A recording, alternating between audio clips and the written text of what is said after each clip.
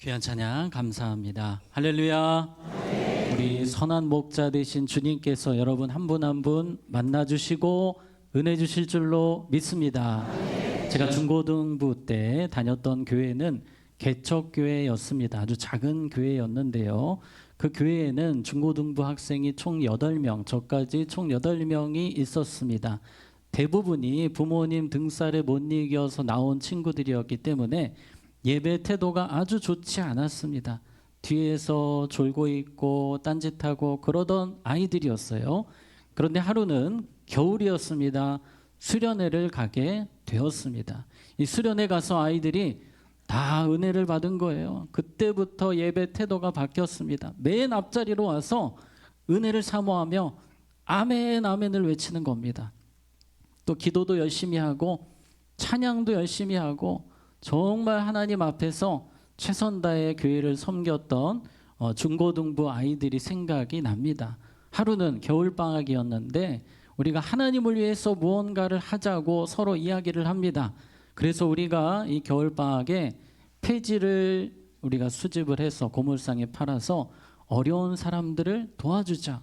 얼마나 은혜로운 이야기입니까? 그래서 이 아이들이 새벽 예배 나와서 새벽 예배 드리고 그리고 바로 리어카를 끌고 가는 거예요. 폐지를 정말 저녁 한 9시까지 밤 9시까지 폐지를 모아서 이걸 팔아서 일주일 동안 월화수목금 정확히 했는데 그래서 정말 많은 금액으로 어려운 사람들을 도왔던 훈훈한 그런 이야기가 있습니다.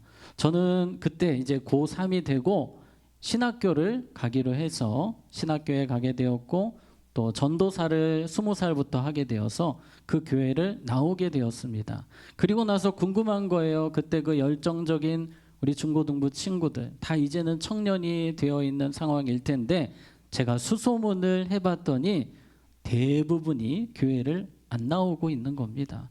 참 가슴이 아팠어요. 믿음을 지켜야 했는데 세상으로 나가서 청년이 되면서 믿음을 잃어버린 그 친구들의 모습을 보면서 참 마음이 아팠습니다. 우리가 뜨겁게 열심히 신앙생활하는 건 너무나 중요합니다. 한번 따라해 보겠습니다. 신앙을 끝까지 잘 지켜야 합니다. 아멘. 우리 끝까지 신앙을 지켜야 됩니다. 왜냐하면 사탄이 우리를 가만 놔두지 않습니다. 요한복음 10장 10절 우리 보시면 도둑이 오는 것은 도둑질하고 죽이고 멸망시키려는 것뿐이요. 이 사탄의 이야기입니다. 사탄은 우리의 삶에 많은 것들을 빼앗아 갑니다. 주님을 향한 사랑을, 주님을 향한 기쁨을, 감사의 제목들을 빼앗아 갑니다. 그리고 그 다음 마가복음 4장 15절에 보면 말씀을 들었을 때 사탄이 즉시 와서 그들에게 뿌려진 말씀을 뭐 하는 것이요? 빼앗는 것이요. 말씀을 뺏어갑니다. 이렇게 사탄의 영적 공격들이 있습니다. 그래서 우리는 주님 부르실 때까지 믿음을 지켜야 됩니다. 우리의 신앙을 잘 지키면서 주님 품에 갈 때까지 힘을 써야 할 것입니다. 어떻게 하면 우리가 주님 부르실 때까지 신앙을 잘 지킬 수 있을지 오늘 같이 나누려고 합니다. 사도행전 15장을 통해 살펴보려고 하는데요. 제가 지난번에 사도행전 14장을 여러분과 나누었습니다. 사도행전 14장 영적 달리기 혹시 기억이 나십니까? 네, 감사합니다. 예, 그림에 보시면 제가 이 그림을 한번 보여드린 적이 있습니다. 바울과 바나바가 안디옥 교회의 아주 중요한 리더들이었는데 선교사로 파송을 하게 되죠. 그래서 티르키의 북중남부 지역인 비시디아, 안디온, 이고니온, 루스드라, 더베 이 지역을 갈라디아 지역이라고도 합니다. 그래서 이 지역에서 선교를 마치고 이제 간증을 가지고 그동안 선교 사역하면서 얼마나 많은 간증이 있겠습니까? 막 돌에 맞으면서 죽었다 깨어나서 전도한 적도 있고요. 이런 이야기들을 가지고 드디어 오랜만에 안디옥 교회에 돌아왔습니다. 그런데 너무나 충격적인 모습들을 이 바울과 바나바가 보게 되는 겁니다. 15장 1절 같이 읽겠습니다. 시작. 형제들을 가르치되 너희가 모세의 법대로 할례를 받지 아니하면 능히 구원을 받지 못하리라 하니 네, 갑자기 이상한 사람들이 교회에 침투한 겁니다. 바울과 바나바가 없는 사이에 유대인 무리들이 들어와서 이 신앙을 막 흔들기 시작하는 거예요. 구원에 대해서 이야기를 합니다. 그동안 바울을 통해 바나바를 통해 배웠던 구원은 오직 십자가 은혜로 주님의 은혜로 구원받는다 였습니다. 그런데 이 사람들은 이상한 이야기를 하는 거예요. 여러분, 지금까지 여러분 구원에 대해서 잘못 배우셨습니다. 구원받는다는 것은 바로 이것입니다. 하나님의 은혜 더하기 할례를 받아야 구원받습니다. 더하기 율법 준수를 해야 구원받습니다. 이런 이야기를 하니까 이 안디옥 교회 성도들이 막 혼란이 오는 거예요. 그동안 은혜로 구원받는다고, 믿음으로 구원받는다고 배웠는데 그게 아니라는 거예요. 행위가 필요하다고 합니다. 공로가 필요하다고 하는 겁니다. 이러한 상황에서 바울과 바나바가 이 상황을 어떻게든지 극복을 해야 되겠다. 이 문제를 해결해야 되겠다. 가만히 있으면 안 된다. 이것은 우리 힘으로 할 수 있는 것이 아니고 예루살렘 교회가 도와서 뭔가 교리도 세우고 진리를 명확하게 세워서 이런 이단 사설이 돌아다니지 않도록 우리가 막아야 되겠다. 그래서 바울과 바나바가 부지런히 움직이는 내용들이 오늘 사도행전 15장의 내용입니다. 그래서 오늘 우리는 어떻게 하면 신앙을 잘 지킬 수 있을지 세 가지 오늘의 이야기들을 보면서 생각을 해보려고 합니다. 첫 번째 따라해 보겠습니다. 오직 은혜를 붙들라. 네, 은혜만 붙들면 되는 거예요. 행위가 필요하고 공로가 필요한 것이 아닙니다. 오직 우리는 예수님의 은혜로 구원받고 하나님 자녀되고 천국에 가는 줄로 믿으시기 바랍니다. 그래서 바울은 이렇게 고백합니다. 이번 주 말씀인데요. 고린도전서 15장 10절 같이 읽습니다. 시작. 그러나 내가 나 된 것은 하나님의 은혜로 된 것이니 내게 주신 그의 은혜가 헛되지 아니하여 내가 모든 사도보다 더 많이 수고하였으나 내가 한 것이 아니요 오직 나와 함께 하신 하나님의 은혜로라. 아멘. 제일 많이 나오는 단어는 은혜입니다. 은혜로 구원받고 은혜로 여기까지 왔습니다. 앞으로도 하나님이 은혜로 인도하실 것입니다. 그래서 우리의 인생을 은혜 인생이라고 표현할 수 있겠습니다. 우리는 이 은혜를 끝까지 붙들어야 합니다. 세상은 은혜 말고 무언가를 더하라고 합니다. 우리는 오직 은혜면 되는 것입니다. 지난주에 저는 은혜라는 단어를 묵상하면서 어떤 책을 읽게 되었습니다. 바로 이 책인데요. 은혜 하나님의 은혜라는 책을 지난주에 읽게 되었습니다.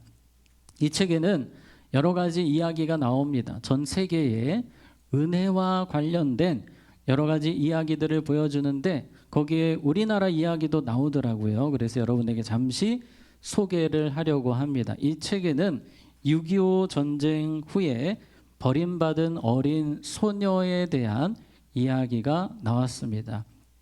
이 미군과 한 우리나라 여성 사이에서 아이가 태어났어요. 미군은 사라졌고 이제 미혼모 엄마가 이 아이를 키우는 겁니다. 아이가 한 4살 정도 되었을 때에 여기저기서 혼사가 들어오는 거예요. 그런데 다들 아이가 있으면 결혼하지 않겠다는 이야기를 듣고 이 어머니가 잘못된 선택을 하는 겁니다. 아이를 버리기로 결단을 하는 거예요. 혼혈합니다. 이 4살 된 아이를 버리기 위해서 기차를 타고 한참 가는 거예요. 그 기차역에 내려서 아이에게 이야기를 합니다. 엄마가 지금 급히 다녀올 때가 있는데 삼촌이 곧 올 거다. 물론 거짓말이에요. 삼촌이 올 거다. 기다려라. 그렇게 해놓고 엄마는 사라졌어요. 이 아이는 그냥 계속 기다리는 거예요. 삼촌 오기만은. 혹시라도 삼촌이 나를 발견하지 못했을까 해서 찾고 그렇게 밤이 됐습니다. 오지 않습니다. 역에서 쫓겨났어요.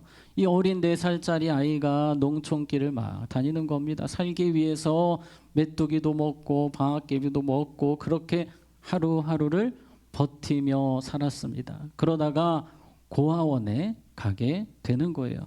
그때 깨닫습니다. 아, 엄마가 나를 뭐 했구나? 버렸구나. 상처가 많은 거예요.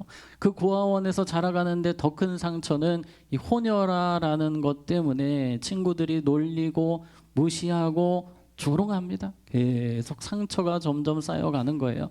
9살이 되었을 때에 이 아이는 미국에서 온 두 사람 부부를 만나게 되는 겁니다. 고아원에 찾아왔어요. 그리고 가까이 옵니다. 안아주려고 하는 거예요. 그랬더니 이 아이가 상처가 얼마나 많은지 침을 뱉고 도망갔대요. 그분들을 향해서.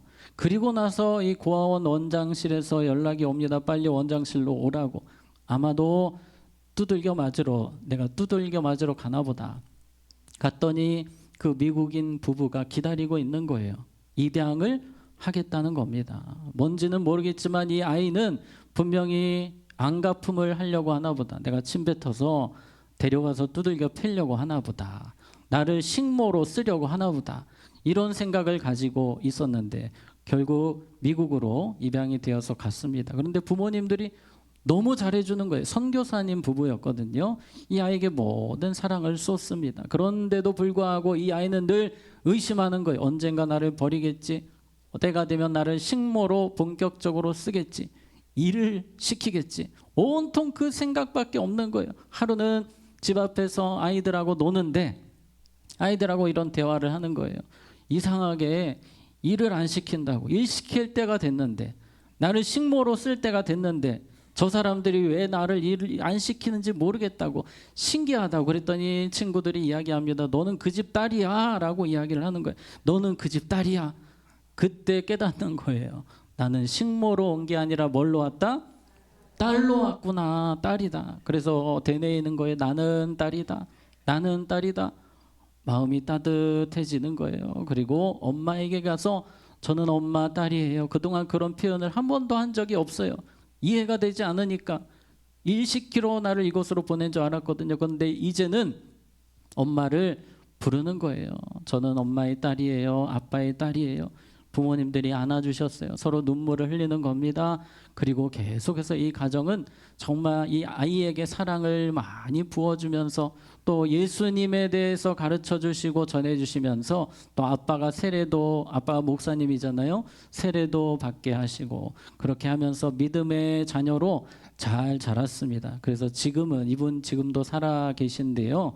이분은 이 고아 인권 운동가로 또 복음 전파자로 세계를 다니면서 활동하고 계시다고 합니다. 여러분 참 은혜로운 이야기죠. 정말 하나님의 은혜가 무엇인지를 잘 보여주는 이야기입니다. 우리 하나님은 우리를 입양하셨어요. 하나님을 거부했던 죄 많은 우리들을 주님께서 불러주시고 하나님 자녀 삼아 주신 줄로 믿습니다. 그래서 많은 신학자들은 이 복음을 설명할 때에 입양이라는 단어 없이는 설명할 수 없다라고 이야기를 합니다. 제임스 패커라는 분은 이런 이야기를 합니다. 입양을 모르고는 기독교를 제대로 이해할 수 없다. 하나님이 우리에게 주신 가장 큰 선물은 우리를 무엇으로? 자녀로 삼아 주신 것이다. 믿으십니까? 예, 은혜로 불러주셨어요. 잘한 것이 아무것도 없지만 은혜로 무조건적인 사랑, 무조건적인 선물을 우리에게 주신 것입니다. 그래서 에베소서 1장 5절 같이 읽습니다. 시작.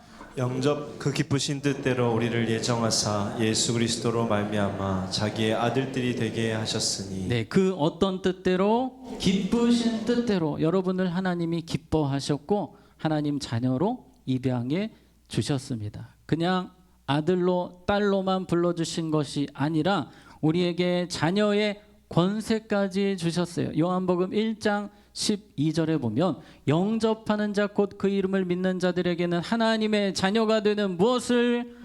권세를 주셨으니 자녀의 권세가 우리에게 주어졌어요. 은혜로 권세까지 있어요. 그래서 아빠를 언제든지 부를 수 있습니다. 어떤 분들은 신앙생활을 하시는데 마치 이 스테판이라는 아이처럼 마치 하나님을 사장님처럼 언제 나를 일시키나 그렇게 생각하시는 분들이 계실지 모르겠어요. 우리 하나님은 여러분의 친절하고 좋으신 아빠이신 줄로 믿으시기 바랍니다. 그래서 언제든지 어디서나 우리는 아빠를 부를 수 있고 아빠에게 도움을 받을 수 있는 것입니다. 이러한 은혜가 언제까지 있습니까? 우리의 평생 있게 되는 것입니다. 이 은혜는 끝까지 천국 갈 때까지 이어지는 것입니다. 그래서 우리는 이 은혜를 꼭 붙들고 살아야 합니다. 유튜브나 이런 데 보면 때로 은혜 플러스 행위 자꾸 그런 이야기를 하는 사람들이 있는데 절대 그런 이야기에 귀를 기울이지 마시고 우리는 오직 은혜만 붙들고 살아가면 되는 것입니다. 그래서 은혜 붙들고 끝까지 달려가는 믿음의 삶이 되시기를 주님의 이름으로 축복합니다.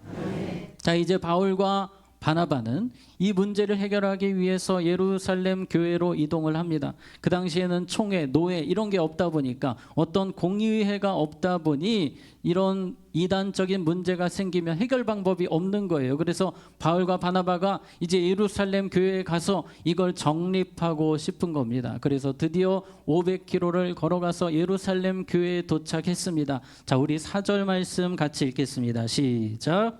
예루살렘에 이르러 교회와 사도와 장로들에게 영접을 받고 하나님이 자기들과 함께 계셔 행하신 모든 일을 말하매. 바울과 바나바가 예루살렘 교회 본교회죠. 모교회입니다. 여기에 도착해서 그동안 있었던 선교 사역에 대해서 간증을 하는 겁니다. 그런데 바로 그때 또 그 사람들이 예루살렘 교회에도 찾아왔습니다. 5절에 보면 바리새파 중에 어떤 믿는 사람들이 일어나 말하되 이방인에게 무엇을 행하고 할례를 행하고 모세의 율법을 지키라 명하는 것이 마땅하다 하니라.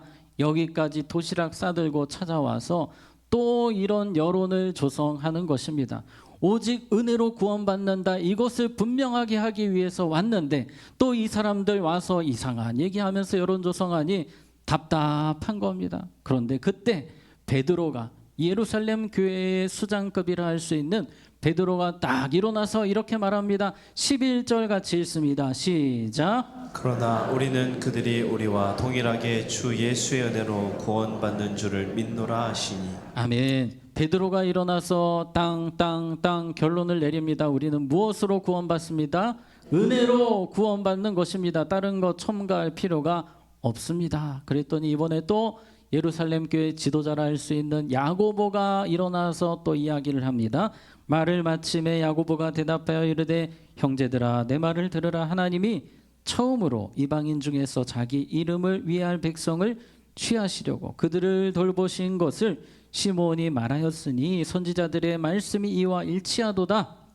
구약에도 이러한 말씀이 있으니 이것을 우리 분명하게 정합시다. 그래서 예루살렘 공의회라는 것이 이때 최초로 세워지게 되는 거예요. 이단을 견제하고 잘못된 사설을 막을 수 있는 장치가 교회에 세워진 겁니다. 그래서 우리는 오직 예수님의 은혜로 구원받습니다. 이 사실을 천명하고 이 사실을 공포하고 전 세계에 있는 교회에 이 소식을 전하게 되는 겁니다. 바울과 바나바는 심히 걱정했어요. 안디옥 교회의 안타까운 모습을 보면서 이걸 어떻게 해결해야 되나 했는데 하나님의 은혜가 임하니까 모든 것이 마치 눈 녹듯이 문제가 깔끔하게 해결이 되었습니다. 한번 따라해 보겠습니다. 오직 은혜를 구하라.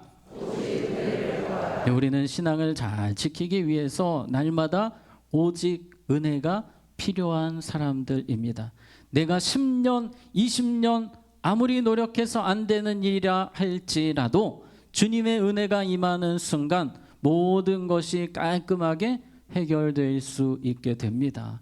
그래서 우리에게는 은혜가 필요한 거예요. 하나님 은혜 주시면 다 되는데 자꾸만 내 힘으로 내 지혜로 내 능력으로 하려는 우리의 모습을 우리는 얼마나 많이 봅니까?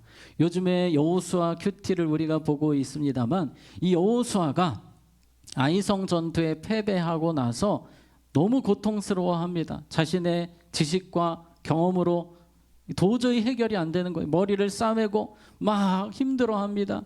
그때 하나님의 은혜가 임하게 되는 거예요. 하나님 말씀이 들리는 겁니다. 그 은혜를 듣고 나니 그 말씀을 듣고 나니까 해결점을 찾게 되는 거예요. 머리 싸매고 안 될 것만 같은 문제가 하나님이 말씀하시니 하나님이 은혜 주시니 다 해결이 되는 겁니다. 여러분 모세가 앞에는 홍해바다 뒤에는 이집트 군대가 있습니다. 백성들이 볼 때는 이거는 답이 없어요. 죽었다 깨나도 모세 할아버지라도 이건 안 될 것 같아요. 그러나 하나님이 은혜 주시니까 바다에 길이 생긴 줄로 믿습니다. 하나님의 은혜가 임하면 되는 것입니다. 한번 따라해 보겠습니다. 오직 은혜에 모든 답이 있습니다. 믿으십니까? 우리가 이걸 알지만 또 자꾸 까먹어요. 우리는 이 부분을 날마다 기억하며 살아야 할 것입니다. 그런데 중요한 것은 우리가 그 은혜를 전심으로 구해야 된다는 것입니다. 역대하 16장 9절 말씀 보시면 여호와의 눈은 온 땅을 두루 감찰하사 어떻게 전심으로 자기에게 향하는 자, 전심으로 은혜를 구하는 자들을 위하여 능력을 베푸시나니. 왜 내 삶에 하나님의 은혜가 임하지 않습니까? 전심으로 찾지 않기 때문입니다. 많은 크리스천들이 자기가 할 거 다 하고 막다른 골목에서 하나님을 전심으로 찾습니다. 우리 여기 계신 모든 분들은 처음부터 하나님의 은혜를 전심으로 구하는 삶이 되시기를 축복합니다. 오직 은혜입니다. 그래서 한 번 더 따라해 보겠습니다. 오직 은혜의 모든 답이 있기에 전심으로 은혜를 구하며 살아야 합니다. 아멘. 그렇게 평생 살아가시기를 주님의 이름으로 축복합니다.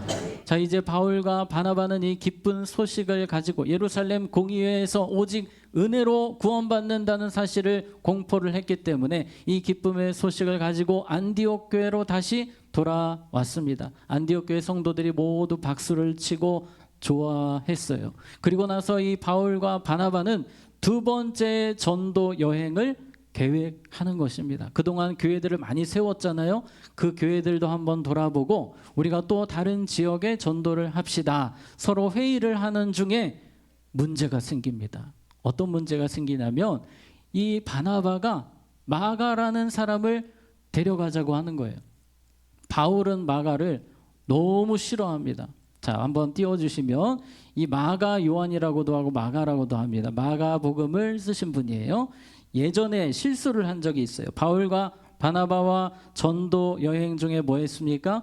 이탈했어요. 도망갔어요. 탈영병처럼 그냥 자기 마음대로 떠나버린 겁니다. 그 모습을 보고 바울이 너무 실망한 거예요. 다시는 저런 사람을 데리고 오지 말라고 이 말을 했는데 지금 바나바가 다시 기회를 주자는 거예요. 그래도 이 사람 다시 세웁시다. 다시 세워서 믿음으로 우리가 키워야 되지 않겠습니까? 사실 바나바의 입장이 더 은혜로운 이야기죠. 그런데 바울은 반대하는 겁니다.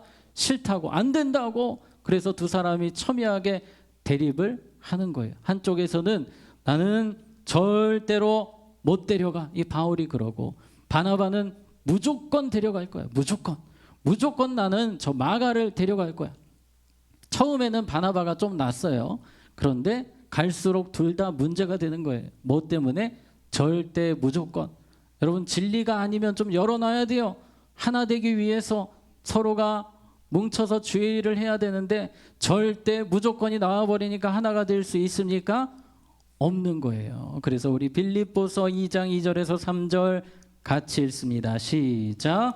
마음을 같이하여 같은 사랑을 가지고 뜻을 합하며 한 마음을 품어 아무 일에든지 다툼이나 허영으로 하지 말고 오직 겸손한 마음으로 각각 자기보다 남을 낮게 여기고. 아멘. 이렇게만 하면 문제가 없는데 지금 두 사람이 계속 싸우는 겁니다. 지금 안디옥 교회의 지도자들 아닙니까? 이 지도자들이 막 엄청 막 고성을 지르면서 싸우는데 39절에 보니까 서로 어떻게 다투었다고요? 심히 다투어 피차 갈라서니 아주 등을 돌리고 요즘 말로 아주 손절을 했어요. 손절. 그래서 바나바는 마가를 데리고 배 타고 구브로로 그냥 쌩하고 가버린 겁니다. 이렇게 바나바와 바울 사이가 금이 가버렸어요. 여러분 믿음으로 살다가 은혜로 잘 달려오다가 잠깐 은혜의 줄을 놔버리니까 이렇게 대단한 사람들도 넘어지게 되는 거예요. 그래서 따라해 보겠습니다. 오직 은혜로 행하라. 은혜로 행했으면 두 사람이 이렇게 될 일이 없는데 잠시 은혜로 행하지 않으니까 이렇게 안타까운 일이 벌어졌습니다. 여러분, 우리는 항상 은혜를 먼저 생각해야 됩니다. 하나님의 은혜를 받은 자로서 어떻게 행동해야 될지, 하나 되고 연합하는 일을 위해서 우리는 최선을 다해야 됩니다. 그 일을 정말 잘했던 사람들이 바로 안디옥 교회 성도들이었습니다. 바울과 바나바보다 오히려 이 사람들이 더 나은 모습을 이제 보입니다. 지금 이제 서로 양쪽으로 선교사로 막 가겠다고 하는데, 자, 말씀 한번 보겠습니다. 39, 40절에 보니까 서로 심히 다투어 피차 갈라서니 바나바는 마가를 데리고 배 타고 구브로로 가고 바울은 신라를 택한 후에 형제들에게 주의 은혜에 부탁함을 받고 떠나. 이게 무슨 말인지 잘 감이 오지 않으셔서 다른 번역을 통해 이렇게 볼 수 있겠습니다. 주의 은혜를 간구하는 안디옥 교회의 형제들의 성도들의 환송을 받으면서 바울과 신라가 떠나게 됐다는 거예요. 여러분, 안디옥 교회 성도들이 얼마나 실망했겠습니까? 바울과 바나바가 막 싸우는 모습을 보고 저 사람들 왜 저래? 왜 교회에서 싸워? 왜 믿는 사람들이 앞에서 있는 사람들이 저 모양이야? 이러면서 상처받고 교회가 막 휘청일 수도 있잖아요. 그런데 안디옥 교회 성도들은 이 바울과 바나바를 품어줬어요. 비록 실수했지만, 넘어졌지만 저들을 우리가 도와주자, 위에서 기도해주자, 우리가 축복하며 선교사로 보냅시다. 그래서 이 안디옥 교회 성도들의 사랑, 은혜의 행위를 통해서 더 큰 하나님의 역사가 이루어지게 됩니다. 자, 우리 41절에 보시면 수리아와 길리기아로 다니며 교회들을 어떻게 하니라?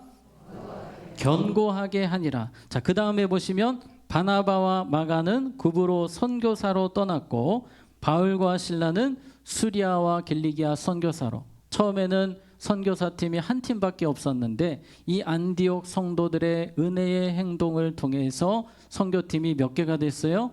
2개가 되었습니다. 그리고 이제 성경에 다 나오는 이야기지만 두 사람이 화해를 하게 됩니다. 바울과 바나바가 화해를 하고 또 바울과 마가도 화해를 하게 돼요. 결국 은혜롭게 모든 것이 잘 끝나게 됩니다.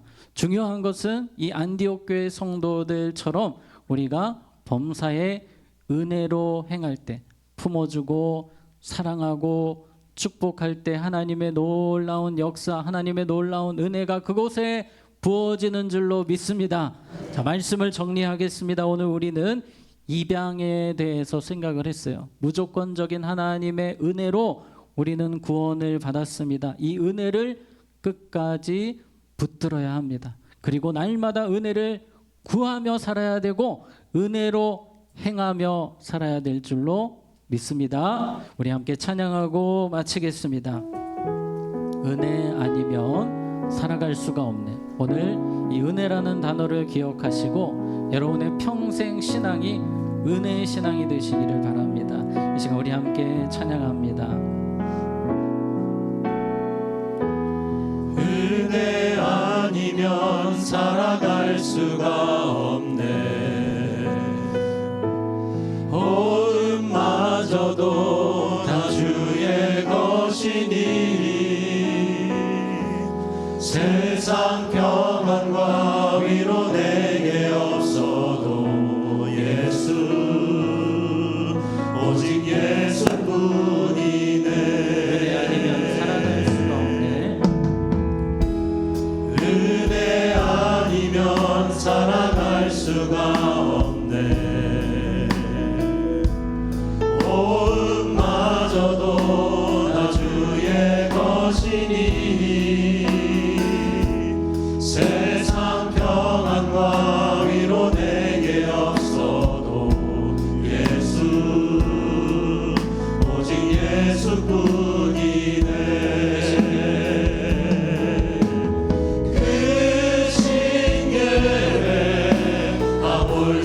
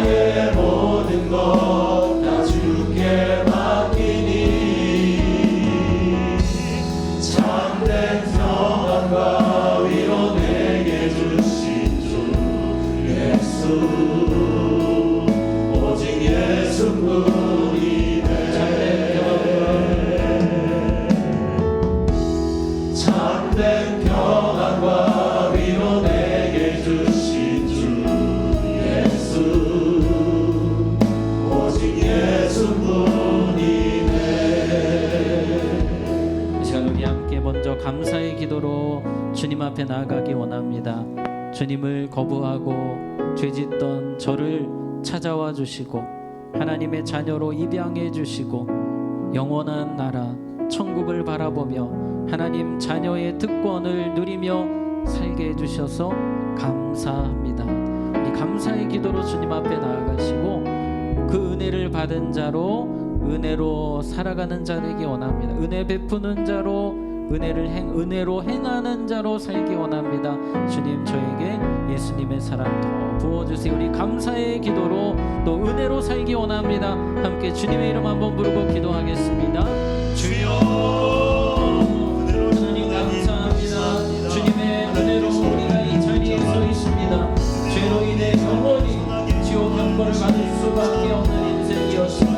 하나님의 무조건적인 사랑과 하나님의 은혜로 우리가 이 자리에 있게 되었습니다. 그 받은 은혜를 잊지 않게 하시고 늘 감사하며 하나님 자녀의 축복을 누리며 그 하나님 자녀의 은혜를 가지고 세상을 살게 하여 주시옵소서. 이제 은혜를 베푸는 자로 은혜로 행하는 자로 살게 하여 주시옵소서. 우리의 삶의 주님 은혜를 넘치도록 부어주셨으니 이제 우리의 삶에서 은혜가 흘러가는 인생 되게 하여 주시옵소서. 하나님 아버지, 하나님께 죄짓고 하나님을 거부했던 우리를 용서하시고 무조건적인 은혜를 베풀어 주셔서 우리를 입양하시고 하나님의 아들 딸로 세워주시고 특권까지 허락하시니 감사합니다. 우리가 받은 이 은혜를 가지고 이제는 은혜 베푸는 자로 살게 하여 주시옵소서. 예수님의 이름으로 기도하옵나이다. 아멘. 이 시간 차례